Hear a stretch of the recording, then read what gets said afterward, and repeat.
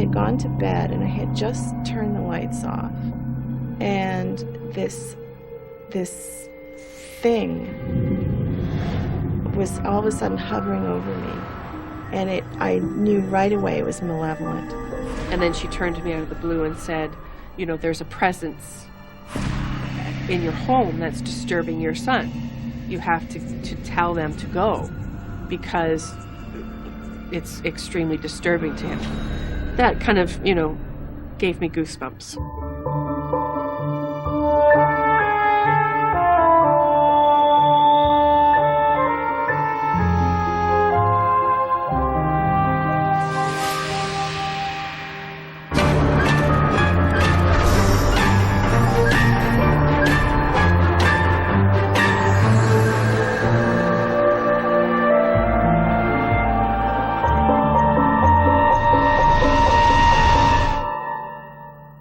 My great-grandmother was very close friends with Mackenzie King, and she was a spiritualist. And they used to have seances. And so she would speak to her dead husband, and he would speak to his dead mother. It made me think that these kinds of things were possible and that they were real, and you know, the idea that you could feel dead people around you.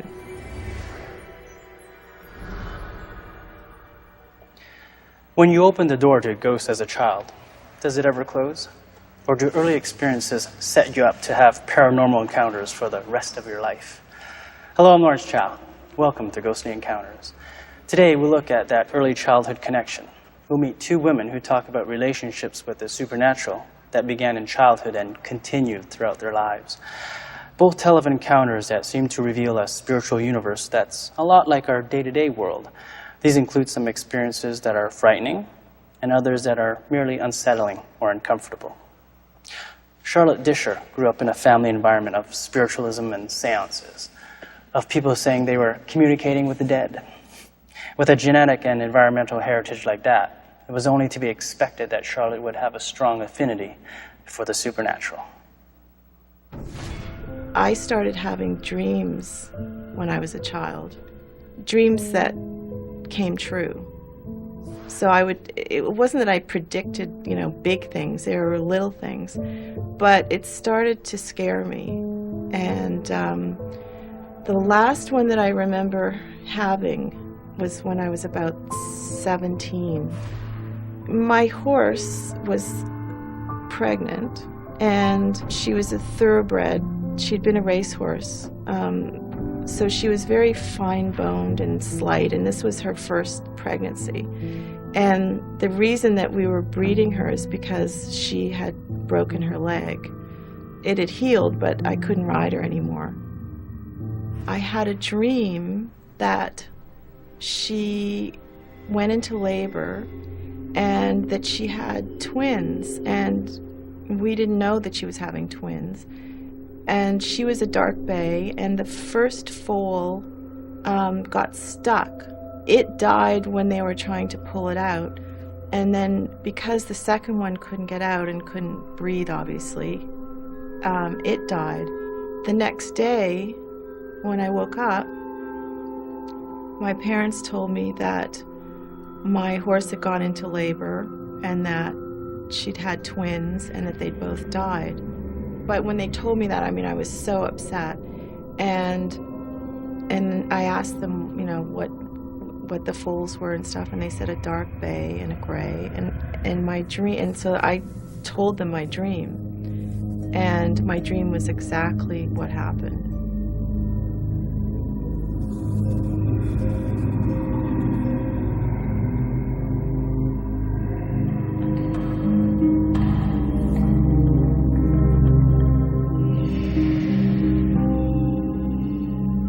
I was both upset by what had happened with my horse, but also I was terrified that I'd had this dream, because it was so clear, and it was, you know, it had all the detail, and also I was scared because it involved death. You know, these creatures died, and I knew it ahead of time. How could I have predicted that? How did I know that happened in exactly that detail? How is that possible? I had no idea.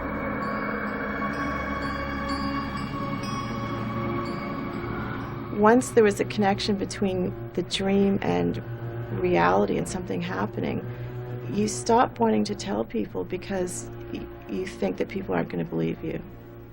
And as you get older, you become aware of that, and you become embarrassed, or you just don't want you don't want to look like an idiot. I started to realize, I think, at that point, that there was something happening there. There was something real happening. And so I just made a decision. I just shut it off. So they went away. And so it was a long time before I had a visitation, as I call it.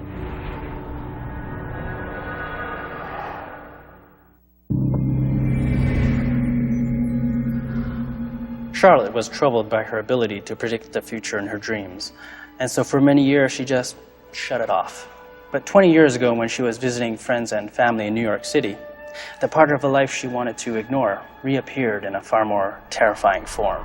I was in a room on the top floor, which was kind of like, it wasn't the attic, but it was under the roof, and the building was old. It was built sometime in the 1800s.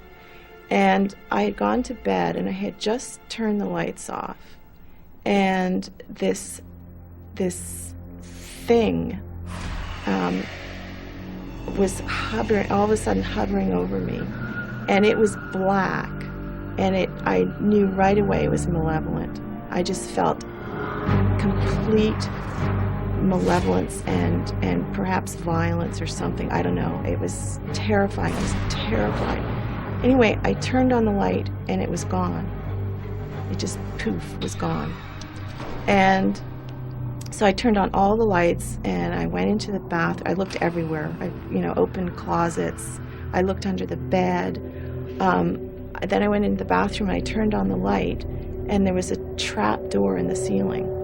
And I thought, oh my God, what's up there? That must be the attic, and that's where it must have come from there.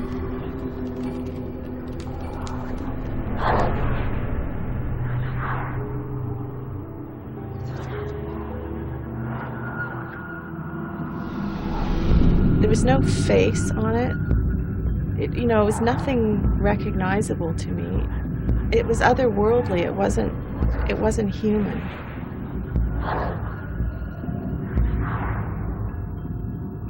When I went to bed that night, I had no idea.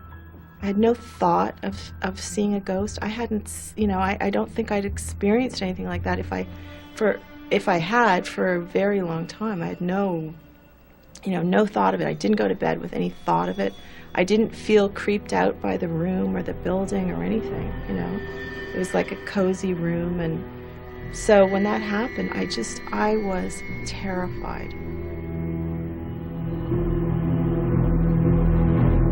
It's always made me feel that I should be careful about it. And I don't know if that's because I just, because I'm worried about what other people will think, or I'm worried about me getting caught up in it and where that might lead. So I guess part of me is maybe a bit skeptical too. Despite her caution, despite her skepticism, Charlotte's link to the supernatural is so strong that it won't be denied.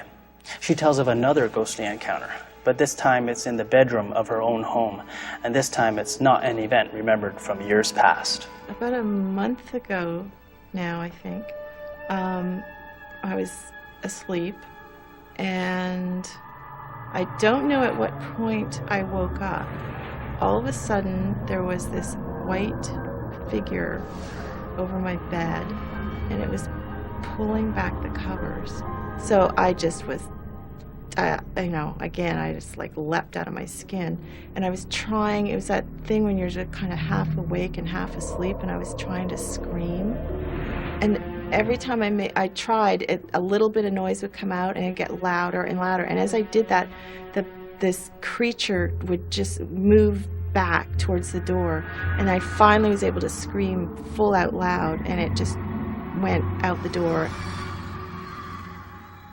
I didn't feel it was out to do anything to me.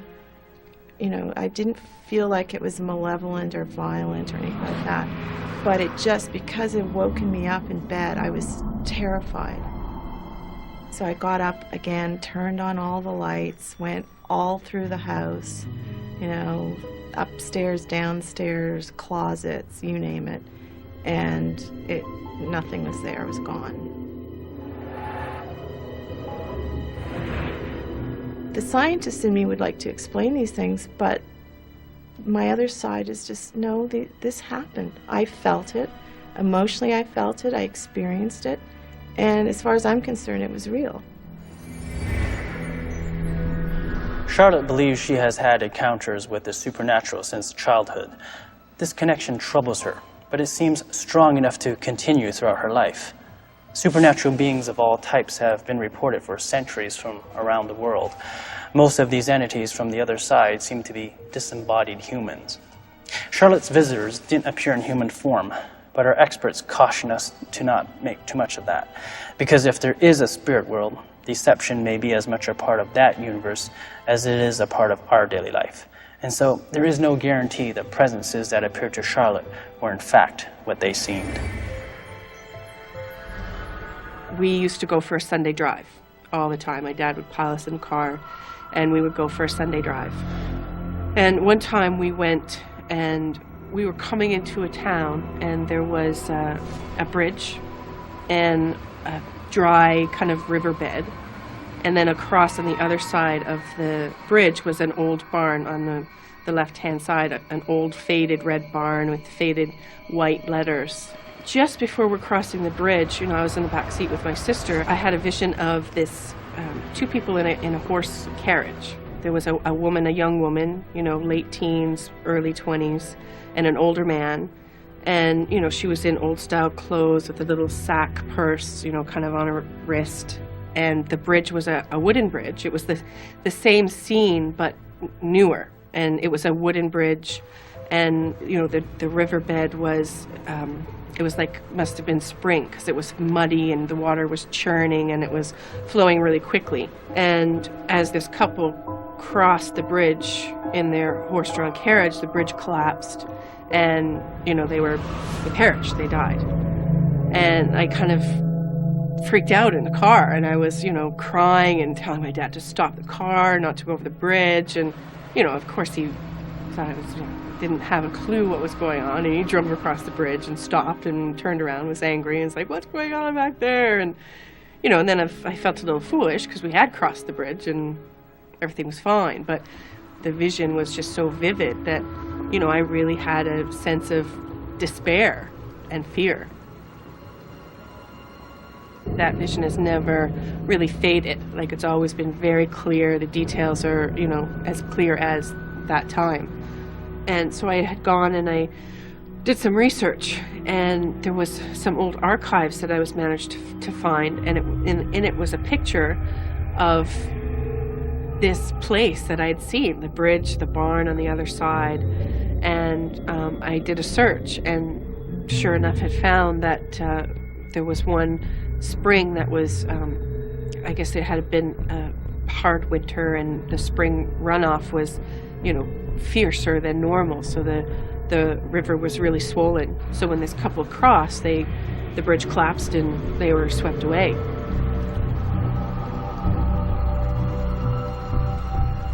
It was a revelation to be able to confirm that, you know, it was a little satisfying and frightening at the same time.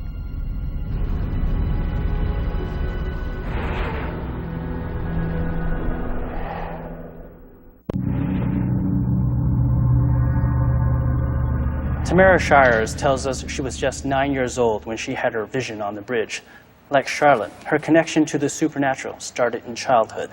And like Charlotte, Tamara's early experience did not involve the appearance of a spirit or ghost. There's an important difference between these two incidents. Charlotte's dream took her into the future, while Tamara's vision took her into the past. In the physical world, all we have is the present. The past is lived through memory and oral or written history. The future is yet to be. But Charlotte and Tamara's stories imply that in a supernatural world, past and future can actually be experienced in the present. It is some years later now. Tamara and her high school friends decide to have a seance. Her connection to the supernatural will be tested, and their teenage enthusiasm is about to lead to a dramatic encounter with a force they think comes from beyond. So we all went down in the basement, and we're going to do this seance. And, you know, we had been goofing around with the tape recorder. So we decided to tape the seance. And, you know, there was a lot of giggling going on, and, you know, we ask a question and then somebody would snicker. So it, you know, it really, like, the atmosphere wasn't serious at all. So, but we'd asked for a sign, you know, called the spirits, and then asked for a sign of their presence. And at that moment, the candle flame, like, very distinctly went down and up and down like 3 times. And at that point, I felt extremely uncomfortable. Like I was feeling sick to my stomach. I just wanted to go home. Like at that moment, I was just like, I want to go home. And, you know, kind of fearing ridicule from my friends that, you know, I was affected this way. You know, I jumped up, turned the light on, made some kind of joke, and, you know, the moment passed. And, you know, we kind of said, okay, well, let's listen to the tape. So we played back the recording, and, you know, we're laughing at ourselves. And then at the point where the candle flickered, all we heard was the 3 claps. So at that point, like, we all, you know, screamed, ran upstairs, and, you know, had lots to talk about for the next couple of weeks.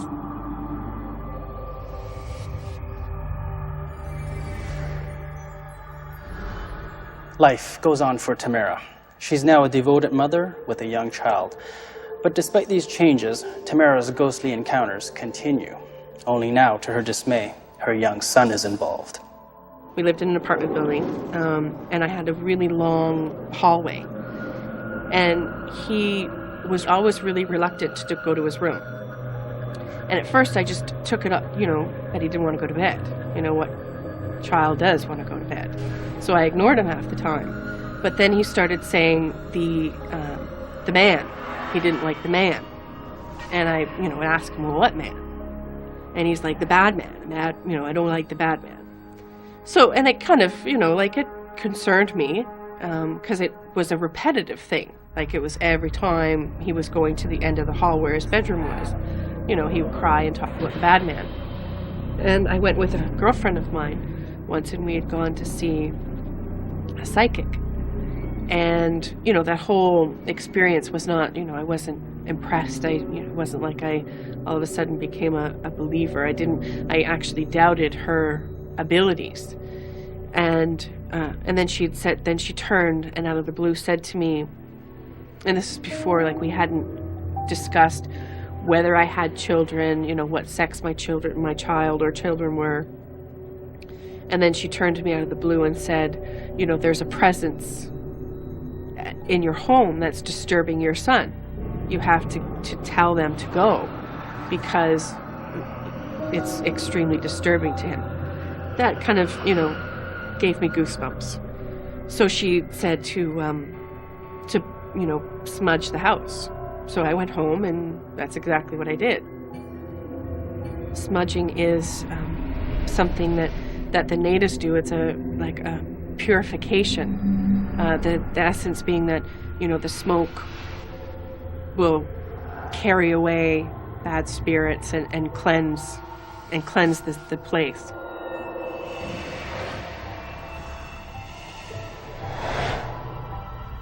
After that, there was never another incident with my son. There was never, you know, it was all of a sudden like, you know, a light switched and there was no more fear. Both Tamara and Charlotte began seeing ghosts when they were kids. These incidents have continued throughout their lives. Their experiences suggest we have some control over what happens during these moments. Charlotte decided she didn't want to keep dreaming about future events, and so she shut it off. When Tamara realized something was disturbing her son, she smudged her apartment. That seemed to drive away the presence in her home. It's thought-provoking to see how calmly these women were able to relate the stories of their frightening encounters. Perhaps one of the reasons for their matter-of-fact manner is that they both believe these experiences would be far more common for all of us if we'd only let them happen. All I know is that there aren't just, there aren't just 3 dimensions out there. There's something else, and I think if you allow yourself to be open to these things, and I think most people would experience them or could experience them, but they don't want, they don't believe in that kind of stuff, or they don't want to, or they just think it's crazy, or I've never been one to be like afraid. Like I always would say, well, if there's a UFO, well, come visit me, and if there's a ghost sighting, well, come hang out with me. So I think maybe it was just. And I think once you're more open to it, I think then it comes.